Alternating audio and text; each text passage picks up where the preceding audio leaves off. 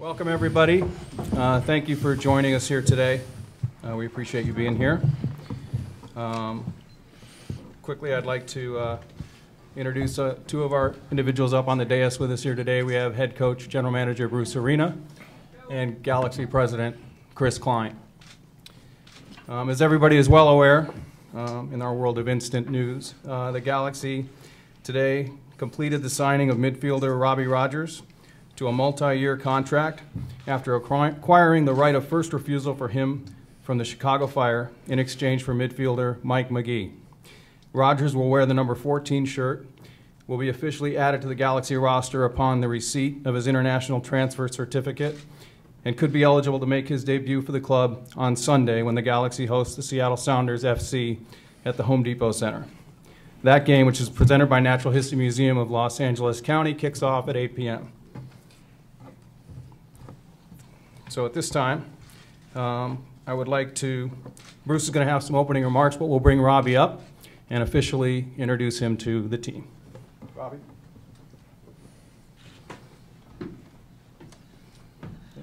Stand up. That's the jersey.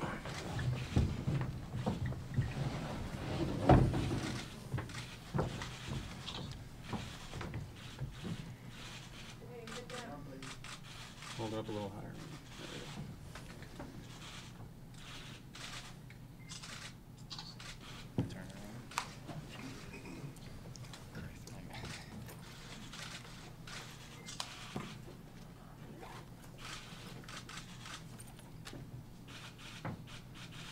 Thank you, everyone.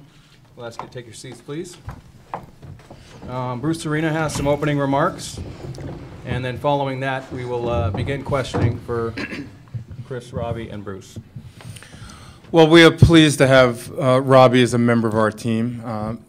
We've been searching for the last year or two for a player that has the skills to be a flank player, play wide, add a little speed to our club, take on players, good cross of the ball with both of his feet. So he offers qualities that we've been looking for. So we're hopeful that in time Robbie's going to demonstrate the kind of qualities he has previously in his league as a former All-Star and a member of a championship team as well. So, you know, we're quite excited about having Robbie here, and we look forward to his contributions not only this season but in the future as well. Thank you, Bruce.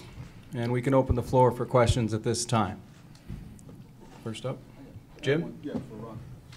Robbie, how surprised are you that this deal was made, and what was it like for you in your first day here? My first day was a few weeks back, and to be totally honest with you, I was actually kind of afraid, kind of afraid to be back in an environment that, kind of affected me in the past. So, coming in here a little bit nervous, I spoke with Landon a little bit before that and I wanted to see what he thought about the whole situation. And after I finally got in here, everything was completely normal, as it should be. Getting back on the pitch was amazing. I think if you look at all the pictures from the first day, I had a huge smile on my face, even though I must have tripped a few times and was way behind the pace. But it was just totally normal, and it really made me happy. Am I surprised that this deal went through? No, I'm not. I just was focused on trying to make it happen and focused on getting back to soccer. And so I guess just no, I wasn't. What were you afraid of? I guess for 25 years, I've been just kind of, afraid to share a secret with everyone, and finally I did that. And even though soccer was a place where I could be happy and kind of not necessarily hide that side of me, but I could kind of express myself in the field, it's still I kept my secret because I thought I couldn't be both a soccer player and, a gay athlete. As crazy as I figured that out, that's not true, but I felt that way. So I was afraid to put myself back in a situation where I felt like I was kind of an outcast, I guess, or just different than people. But through this whole process, I've realized that, everyone is a bit different. Everyone has their issues. So, I've learned that, okay, this is part of me. I'm a soccer player. I'm a Christian. I'm, just a human like everyone else, and everyone's got their issues, and, we all deal with it, and I think that makes the team better. Okay, Scott? Bruce, can you talk a little bit about Mike Magee, what you're losing in him? And Mike, we understand, wanted to go back to Chicago? Yes, Mike I'd spoken to Mike, and this is something he wanted to do. There were personal reasons for that, which, I don't think I need to go into. But Mike Magee was a great player here. I've known him for a number of years, and in Mike's 4 years with the Galaxy, those years were unprecedented. Championships, supporters shields.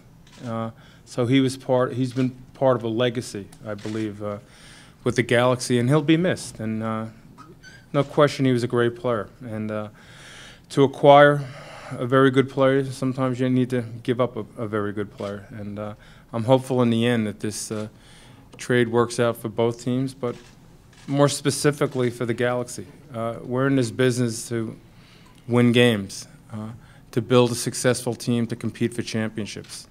And if I didn't think, or if I thought that this would not enable us to continue along that path, we would not have made this trade. Adam? This question's for Robbie. Robbie, can you talk about what makes this locker room maybe so receptive to you? And also, you're going to be replacing Mike Magee, and just talk about that and the expectations that comes with that. Yeah, I was thinking back in Columbus when we won the championship in 2008, and one of the great things about that team was the locker room. I think Ziggy did a great job of building, a bunch of really strong characters and honest people, and this locker room feels the same. I think last summer I did my rehab here for my ankle when I broke my ankle at Leeds, and from day one the guys were very accepting, and the bench in the locker room is great, and everyone is pushing each other. So, it's hard to put your finger on exactly what that is, because that's actually really difficult in sports to build a great locker room. But I think Bruce has done a great job here, and it's obvious with how successful the team's been. Phil is next. Phil. Robbie, Yeah. what's in your makeup that has made you determine that you can be this groundbreaker, this trailblazer, and be the one in professional sports who's coming to this decision now? I don't know. It's a good question. I'm not sure. It's been quite a journey for me over, I guess, my whole life, but especially over the past few years. I've kind of struggled with this decision, and a lot of ups and downs, and decisions where I thought, I was done with something, and then, going back into it. So it's a great question. I'm not quite sure. I just, I know I really love the sport. I'm passionate about helping people, and I think if you, speak with any of my friends or the people around me, they know that, I love people. I love my relationships. So I don't know, I guess just all of those things, and the way I was raised, I have an amazing family, maybe just made it perfect for me to be able to do this. And like I said, I have great people around me, so I'm not just doing it by myself. Robbie, Billy? What in some of the interviews you did in March, you sounded very adamant that you were retired, that you didn't want to be part of a circus, and you didn't want to be kind of the the gay player. Yeah, what changed your mind? I thought I could step away from soccer. I guess that's what it is. I actually thought that I wouldn't miss it that much, and I missed it more and more. And then I saw some clips of me just training in Columbus, just like fooling around with one of our old players, Guy Chiloto, and I remember I put the ball through his legs, and just seeing my smile, and so I just thought, okay, I'll just come back and train and see how that is, and after that was just so normal, and I felt that passion again.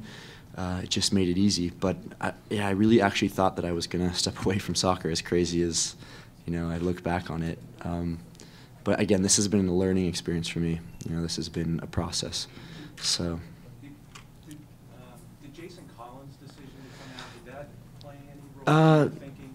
No, I mean, I think.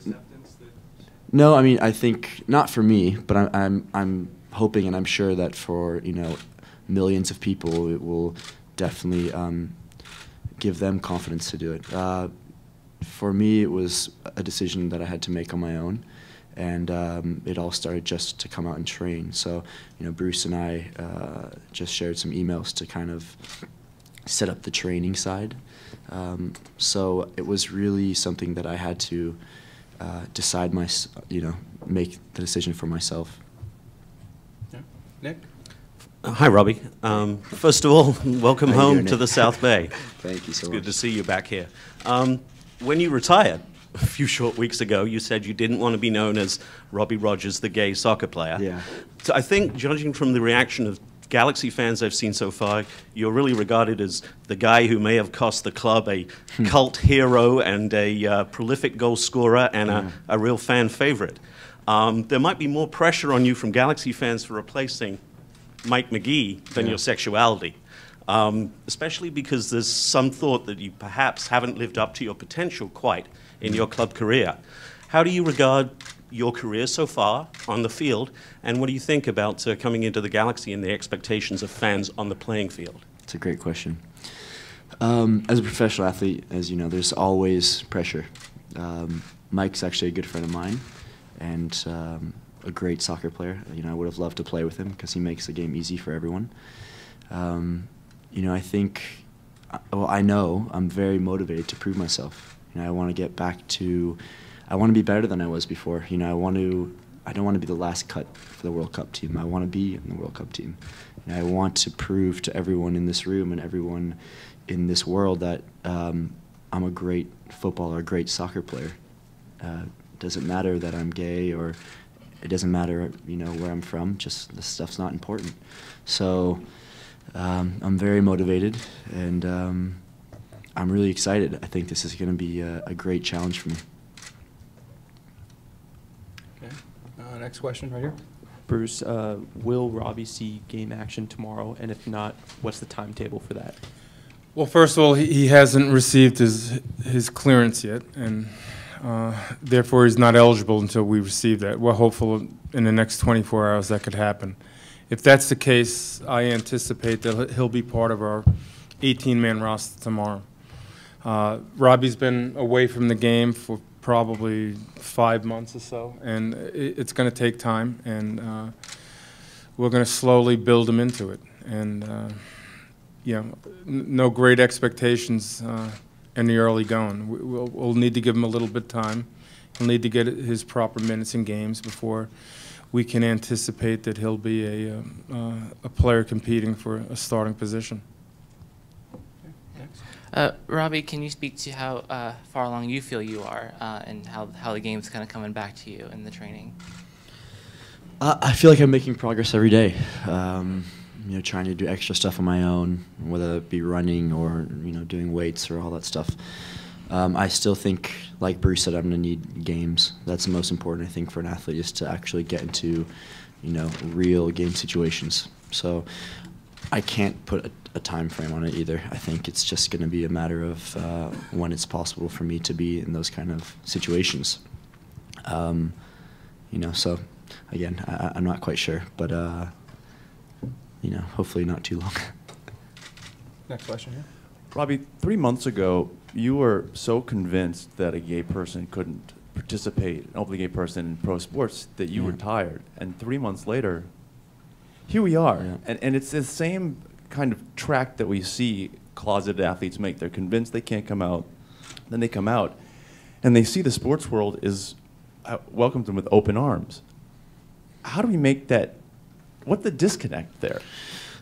I mean, there's a reason for that, obviously. You grow, or for me, I've grown up in a locker room or the changing rooms, and so you just hear things that stick with you.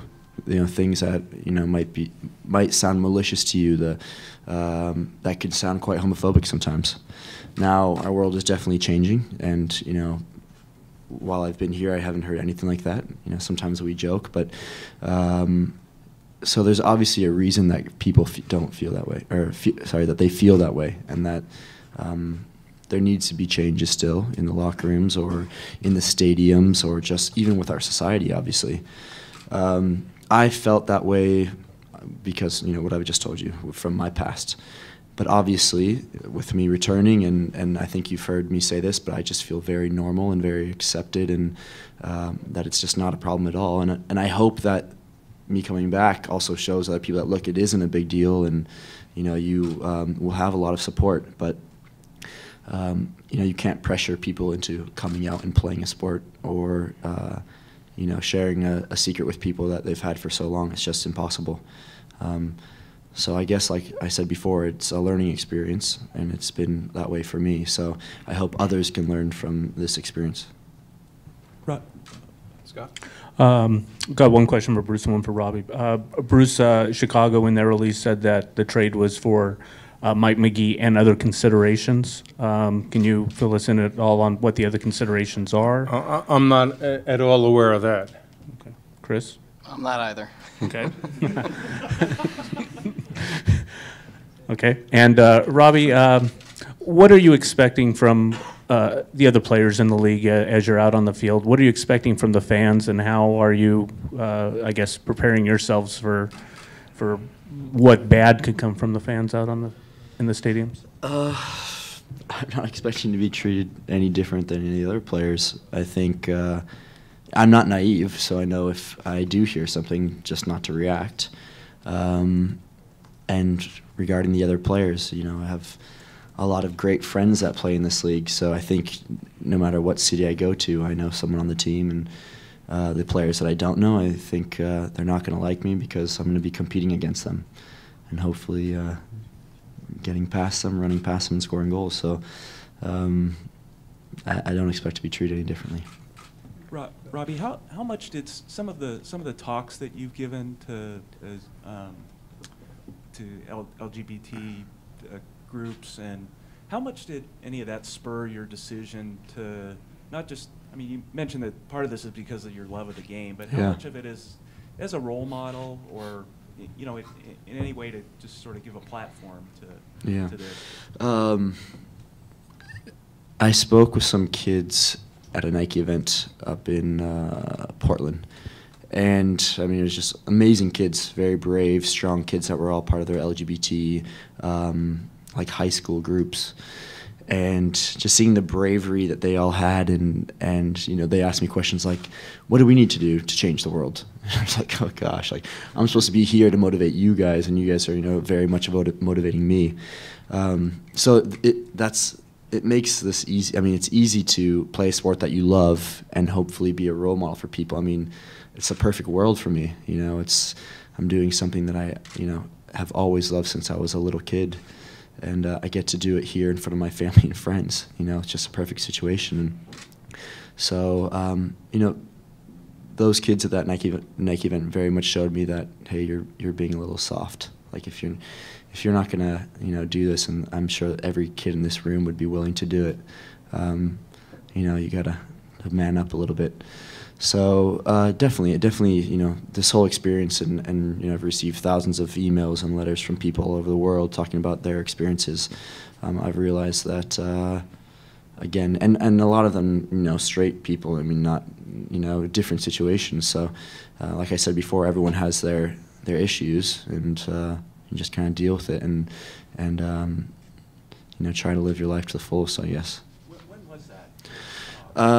When was that? I'm not exactly sure. I think that was maybe a week or so before I came to my first training session here. So I don't know, sometime in March, I believe.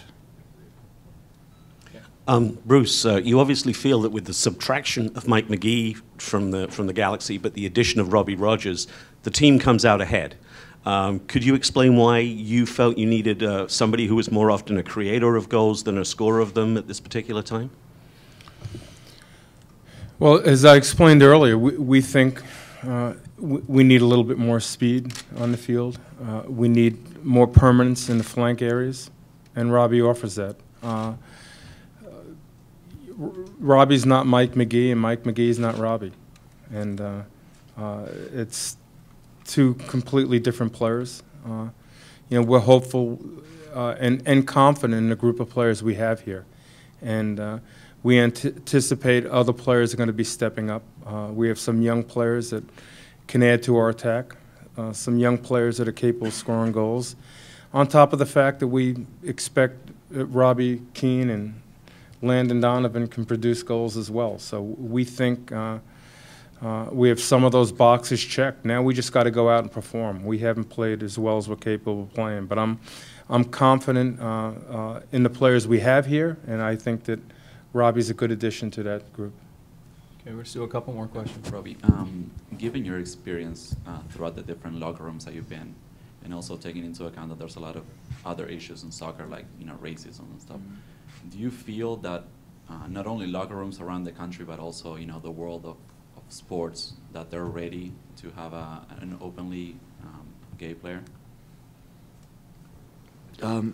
Yeah, I mean, I think that's why I'm here. If I didn't feel comfortable after the first few days, I would have told Bruce, sorry, I'm going to just stay at home and surf and not come to training, sorry. But around the world, it's a great question. I think there's something unique about the MLS. I think the locker rooms in the MLS are a little bit different than from what I've experienced in Europe.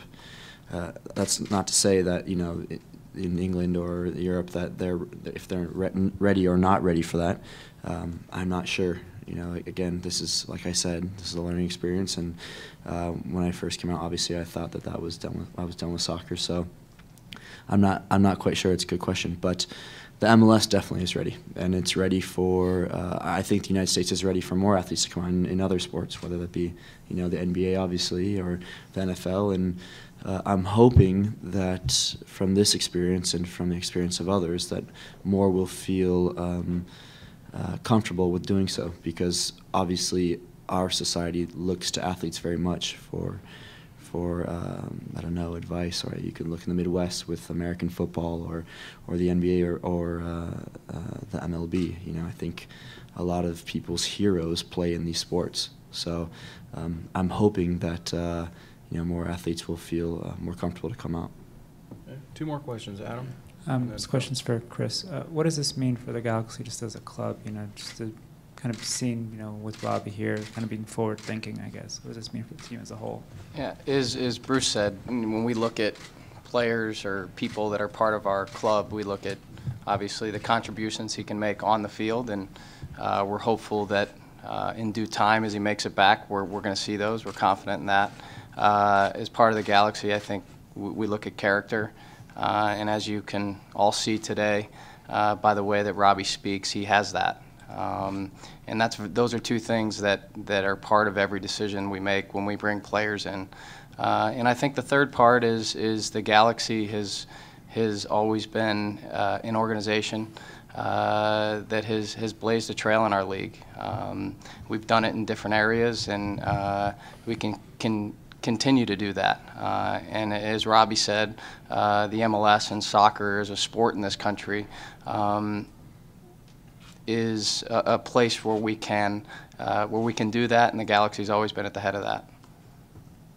Okay, Phil, last question, and then we'll break down for one-on-ones, which we'll explain shortly. Robbie, when you got here to train a couple weeks ago, as much as you were being evaluated by Bruce and the staff, were you evaluating what the reaction would be as you moved ahead and tried to make this decision? And what if it didn't go right? Was that going to be it for you? Was this a one-shot deal? When I first got here, I don't think I was really being evaluated. It was more Bruce just doing me a favor for allowing me to come train. Like as I keep saying, to get back to something I really love. So, if I was evaluated on my first day, there's no chance I'd be sitting here right now. I can tell you that. So, to answer your question, I don't know. It was, I guess, if I would have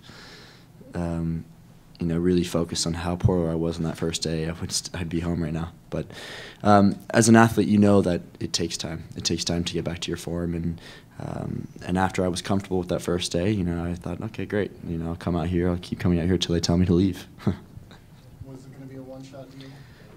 A one-shot deal, as in? Making a comeback. Oh. You mean am I back for good? Yeah. Well, if it didn't work out. Oh, if it didn't work out. If you weren't accepted the way you thought? Yeah, okay, I understand. If I didn't feel if I didn't feel comfortable, yeah, I would have stopped. You know, it was very much about me coming back and feeling like I was just one of the guys, just a regular soccer player. So yeah, I guess to answer your question, if it didn't go well and I didn't feel great about it, then just like anyone in this room, I want to be happy. I want to be comfortable. So I would have, you know, probably wouldn't have came back after that. Did you talk to Jason Collins at all? And if you did, can you share what that conversation was like? Yeah, I talked to Jason, who I don't know that well, but seems like a really, really good guy.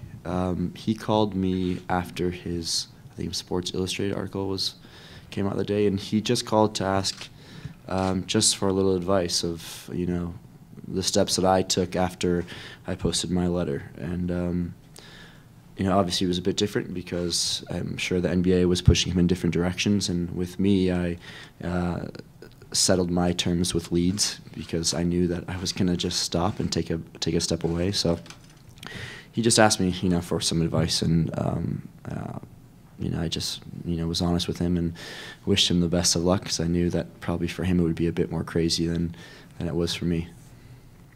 Thank you. That'll conclude the formal proceedings here.